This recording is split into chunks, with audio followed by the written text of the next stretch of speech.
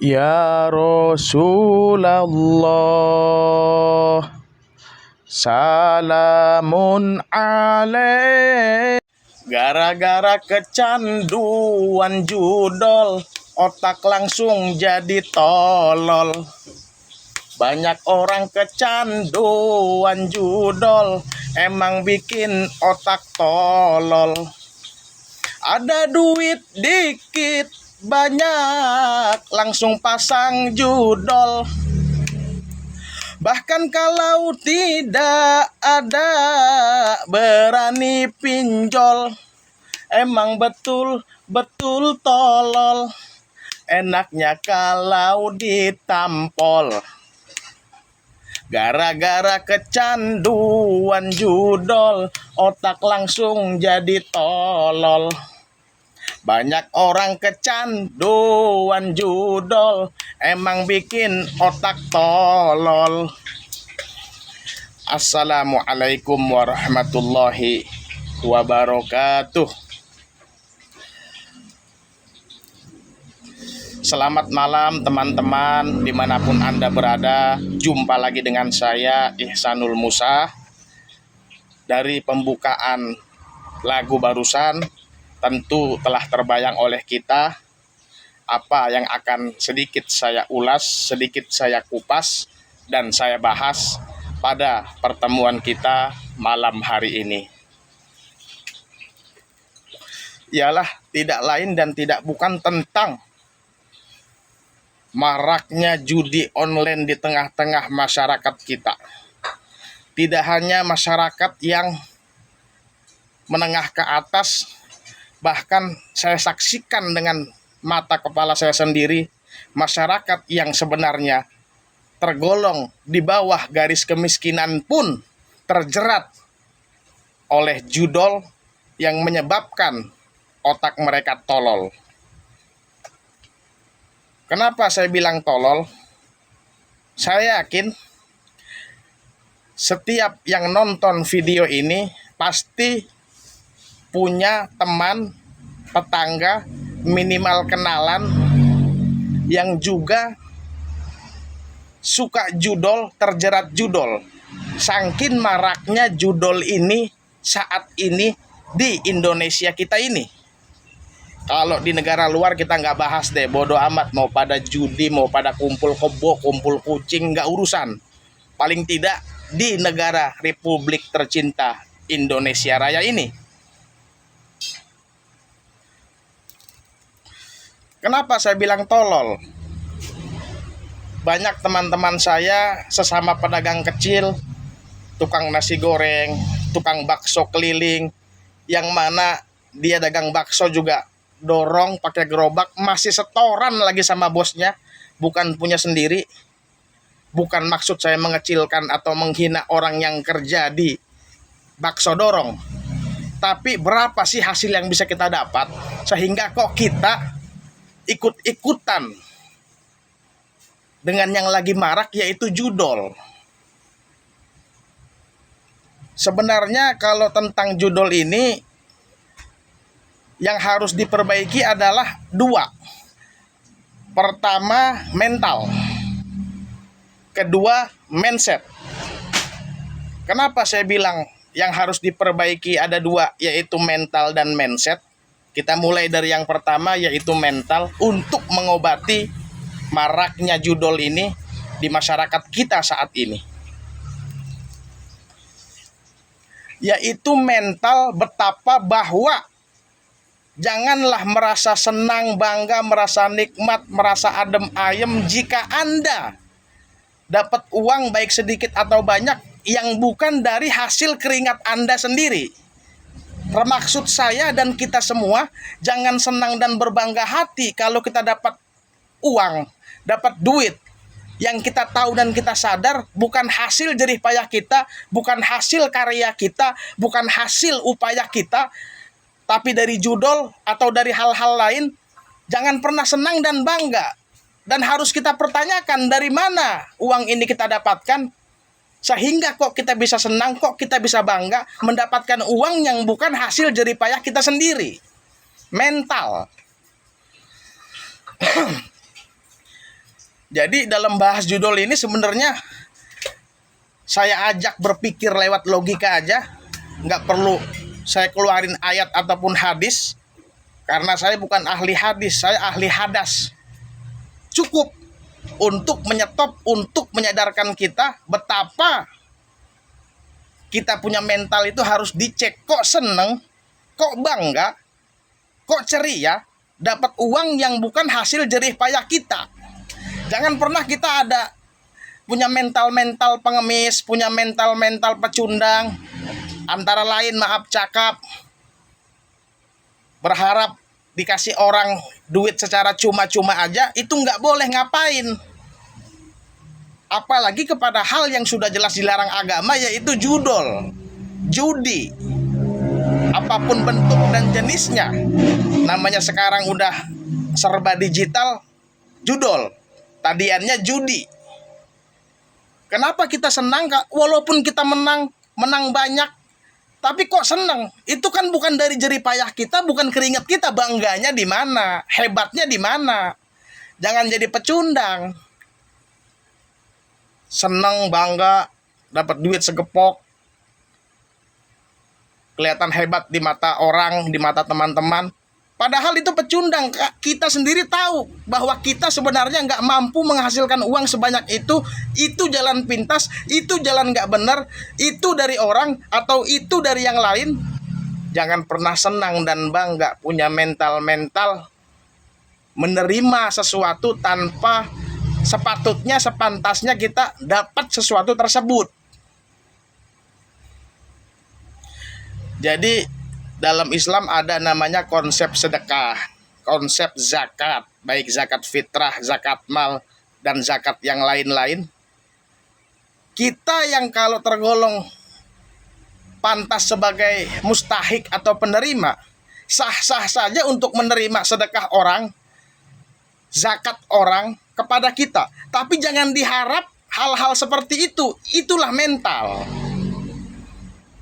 Nggak usah ada harapan di hati kita ini dapat hal-hal yang gratisan, kecewa.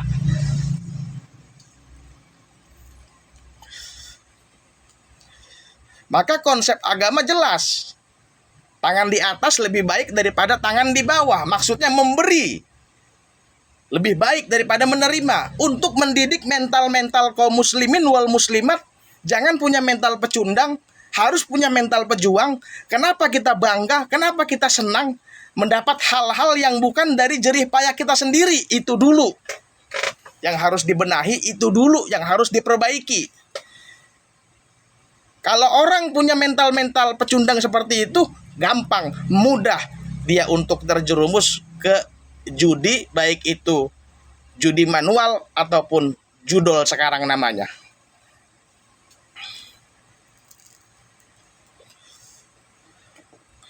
Perbaiki mental kita. Kok kita senang, kok kita bangga. Seperti contoh, walaupun harus dipahami contoh yang saya maksud ini dengan akal jernih. Warisan itu kita nggak usah berharap. Warisan itu kita nggak usah bangga, nggak usah diperebutkan. Kalau memang seumpama orang tua kita banyak meninggalkan harta benda untuk anak-anaknya setelah meninggalnya orang tua kita, ya bagi yang rata, yang sesuai anjuran agama. Tapi nggak usah jadi bahan perebutan, nggak usah bangga dapat begituan. Itu bukan jerih payah kita, itu contoh mental. Kalaulah ke arah situ kita sudah punya kesadaran, insya Allah nggak gampang kita dibujuk rayu sama yang namanya judol. Karena banyak orang yang tadinya nggak suka, bahkan nggak paham apa itu judi, diiming-imingin temennya, modal dikit dapat banyak, modal 10.000, 15.000 bisa dapat 1 juta, 2 juta. Tergiur, orang yang punya mental pecundang itu tergiur. Pengen melipat gandakan uang dalam waktu sesingkat-singkatnya. Kalau bisa setetes keringet jangan keluar, kan pecundang namanya.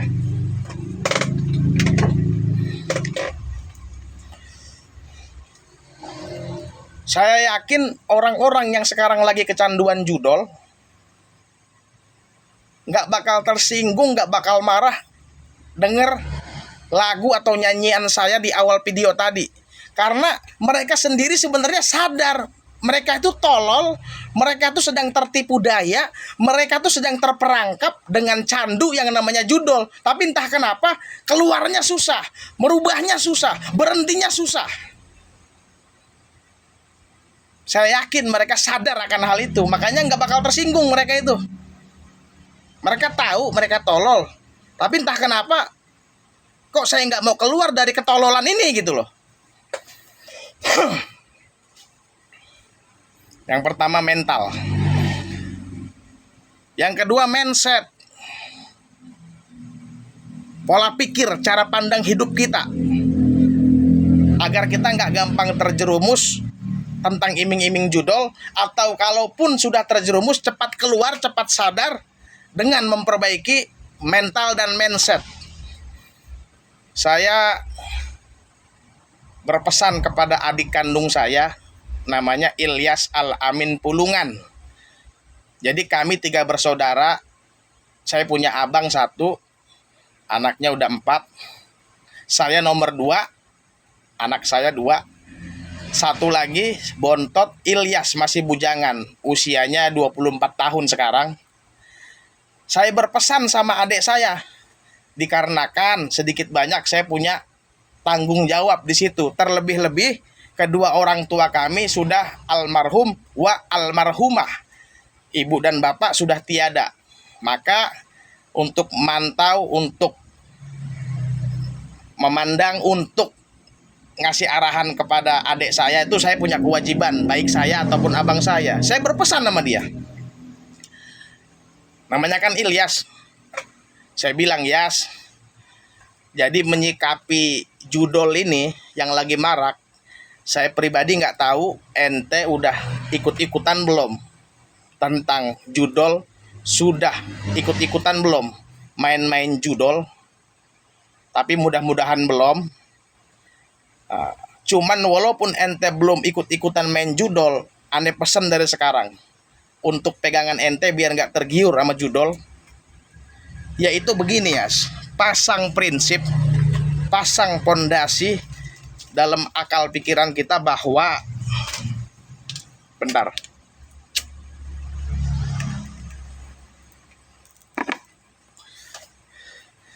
Jangankan dengan uang pribadi kita rela memasang judi, dengan uang kita, gaji kita, kita main judi. Andai kata Yas, temen ente, andai kata Yas, temen ente ada yang menawarkan ngomong begini, Yas, pasang nih judi nomor sekian sekian sekian, pakai duit ane modalin, kalau menang hasilnya ente ambil, kalau kalah biarin ane yang rugi. Jadi kepada tingkatan yang sudah seperti itu pun menggiurkannya, jangan mau. Jadi andai kata ada orang yang menawarkan kepada kita ikut-ikutan main judi, dengan iming-iming kita dimodalin pakai duit dia, kalau menang, kalau tembus untungnya buat kita, kalau rugi biar dia yang rugi, itu pun jangan mau, jangan tergiur.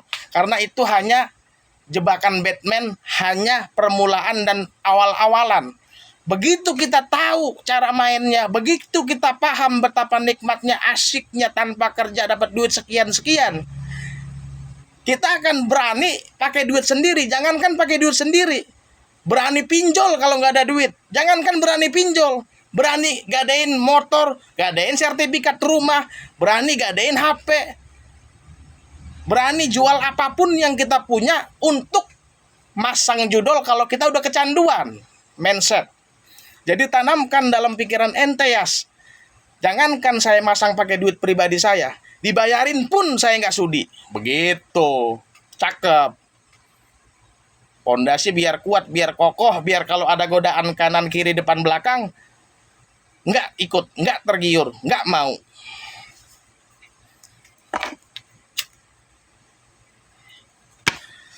Udah terlalu banyak lah contoh-contohnya. Jadi nggak perlu saya ceritakan berapa banyak orang yang bangkrut karena judol, berapa banyak orang yang kelilit utang, berapa banyak rumah tangga berantakan, berapa banyak orang masuk penjara yang awalnya gara-gara judol, berapa banyak kemungkaran kemaksiatan yang terjadi gara-gara permulaannya judol. Terlalu banyak contohnya.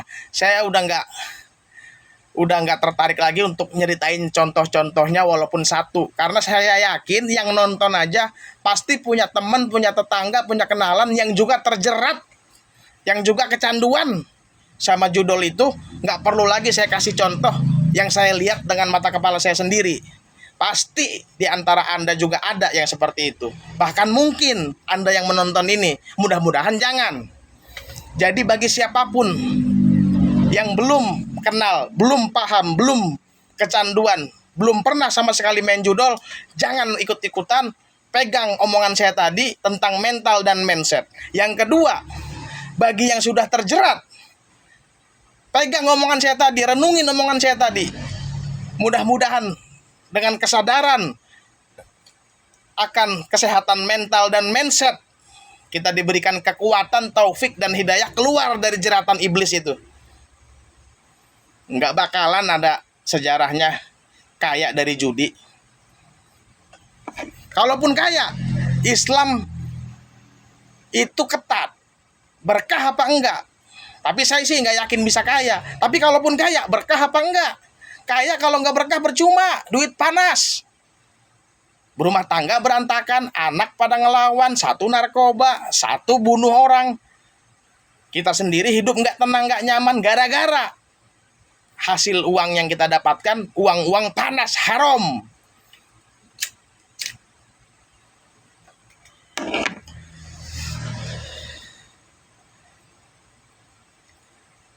Sudah banyak yang request sama saya, teman-teman saya, agar saya membahas judol ini di konten. Baru sekarang lah saya sempat untuk bercerita, dongeng-dongeng, sedikit mengkupas dan mengulas tentang judol. Memang luar biasa bahayanya, luar biasa godaannya. Tolol mendadak kita kalau udah kecanduan di dalamnya. Jadi nggak usah merasa saya mah punya rem, dikit-dikit doang nggak apa-apa, nggak usah. Otak kita itu langsung jadi tolol mendadak. Jangankan kita, profesor doktor aja kalau dia coba-coba main begituan, tolol langsung. Udah gitu aja patokannya. Jangankan kita yang sekolahnya nggak jelas, kayak saya nih, ijazah saya down. Jadi nggak usah coba-coba. Kalau ada iklan buat anak jangan coba-coba, begitu juga dong kita jangan coba-coba terhadap kemaksiatan, terhadap penghancur kehidupan, yaitu judi online.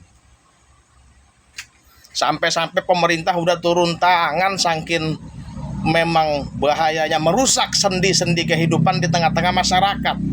Bukan cuma masyarakat elit menengah ke atas, masyarakat yang di bawah garis kemiskinan pun terjerat oleh judol. Luar biasa. Makanya saya kalau duduk sama teman saya itu aneka ragam. Dari orang karyawan PT sampai pedagang-pedagang, pengusaha kecil, wirausaha, yang dagangnya keliling, yang dagangnya pakai ruko, yang dagangnya kaki lima kalau malam minggu, malam Jumat di satu-satu perumahan. Selalu saya selipin pembahasan tentang judol ini. Khawatir salah satu teman saya itu adalah korban jeratan judol. Kalau mereka nggak terima, ayo berdebat. Cuman selamanya saya punya pengalaman cerita tentang judol, mereka nggak ada yang mendebat saya.